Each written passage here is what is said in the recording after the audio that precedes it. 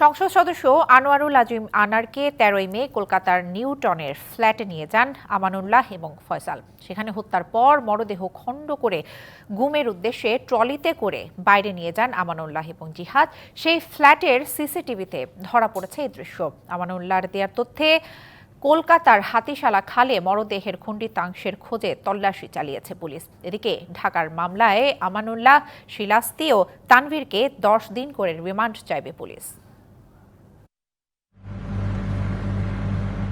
১৩ মে দুপুর ২:৫৩ কলকাতার নিউ টাউনের ফ্ল্যাটে সিসিটিভির ফুটেজে দেখা যায় এমপি আনোয়ারুল আজিম আনারকে সাথে নিয়ে ফ্ল্যাটে ঢুকছেন আমানুল্লাহ ও ফয়সাল।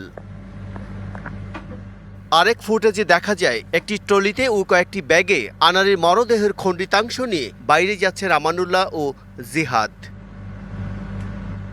বৃহস্পতিবার সন্ধ্যায় ভারতের গোয়েন্দা পুলিশের ৪ সদস্যের একটি তদন্ত দল যায় ঢাকা মহানগর গোয়েন্দা পুলিশ কার্যালয়ে। জিজ্ঞাসাবাদ করে আনার হত্যার ঘটনায় বাংলাদেশে গ্রেপ্তার হওয়া আমানুল্লাহ, শিলাস্তি রহমান ও তানভীরকে। পরে শুক্রবার সকালে আমানুল্লাহ গোয়েন্দা পুলিশকে জানায় আনারের মরদেহের খণ্ডিতাংশ ফেলে রাখা হয়ে থাকতে পারে কলকাতার হাতিশালা খালে। পরে সেই খালে তল্লাশি চালিয়েছে কলকাতা পুলিশ। এর আগে মরদেহের খোঁজে বৃহস্পতিবার রাতে অভিযান চালানো হয় কাশীপুরের ভাঙড়ের কৃষ্ণমাটিতে। এদিকে শেরেবাংলা নগর থানায় এমপি আনারের মেয়ের করা খুনের উদ্দেশ্যে অপহরণ মামলায় আমানুল্লাহ, শিলাস্তি ও তানভীরকে গ্রেফতার দেখিয়েছে গোয়েন্দা পুলিশ। তাদেরকে আদালতে তুলে প্রত্যেককে ১০ দিন করে রিমান্ড চাইবে police. Vijayan Kumar Das, DBC news, Dhaka.